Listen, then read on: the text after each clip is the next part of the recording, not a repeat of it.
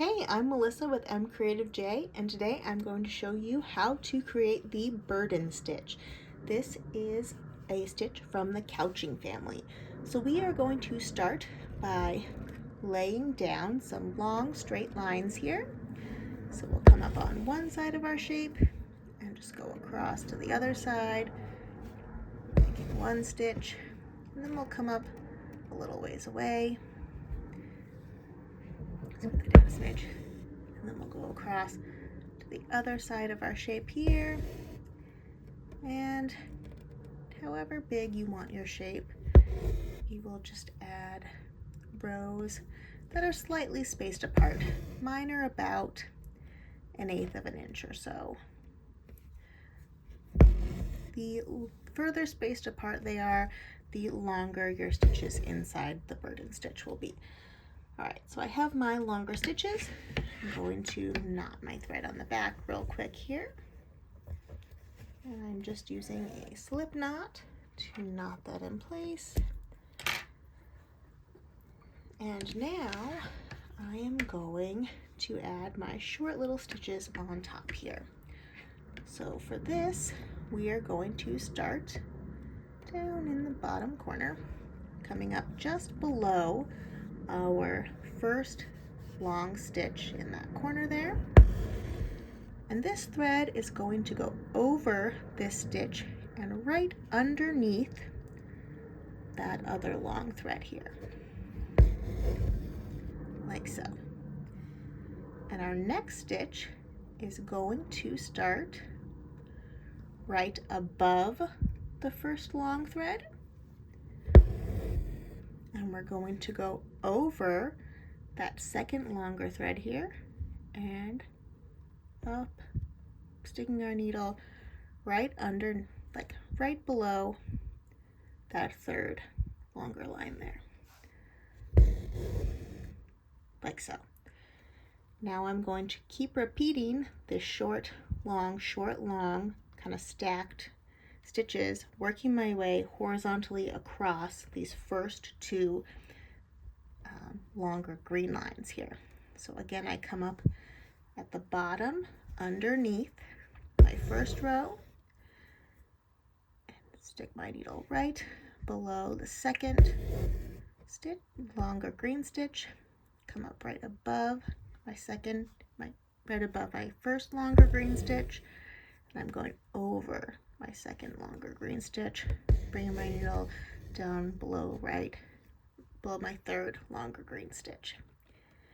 And we want our stitches to be parallel with each other. We don't want them overlapping. But when they're parallel, they kind of fill in the space, so they look like they're interlocking. And we just get a little hint of the thread underneath as these stitches fill over it here. And this is one of those stitches that takes quite a while to do, but gives you some really cool texture in the end. It's also one of those stitches that takes a lot of thread, so just know that when you start working on it.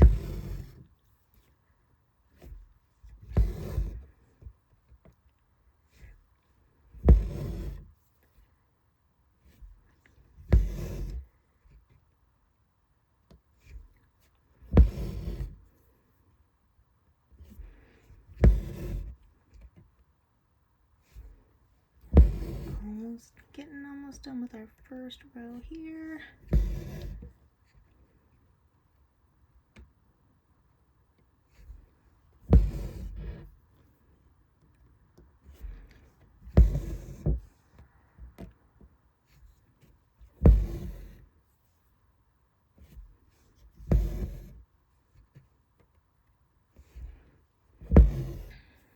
All right, there is our first row of stitches.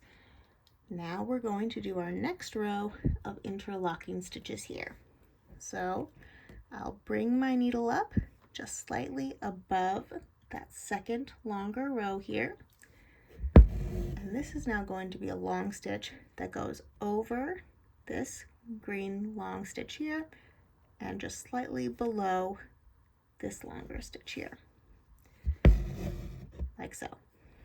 And then my next stitch comes up on the outside of that long stitch and goes in slightly below and that before that this longer green stitch here.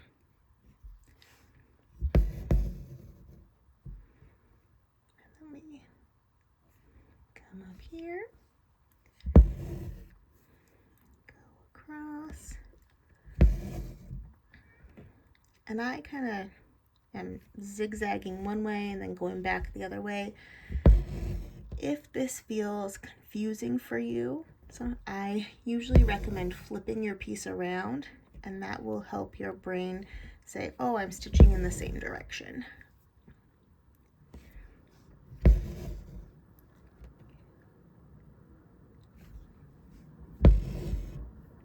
We're just doing the same stitch, going back in the opposite direction over the row above it. Interlocking our stitches here and filling in to tack our threads down.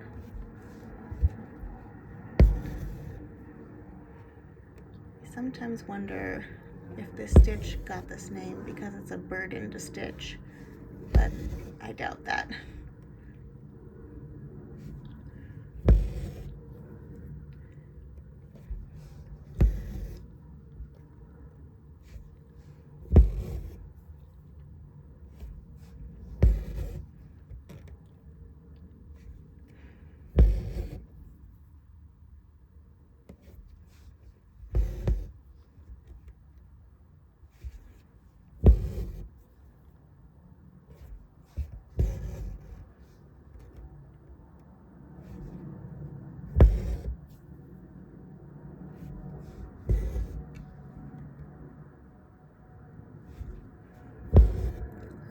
Done with this row here.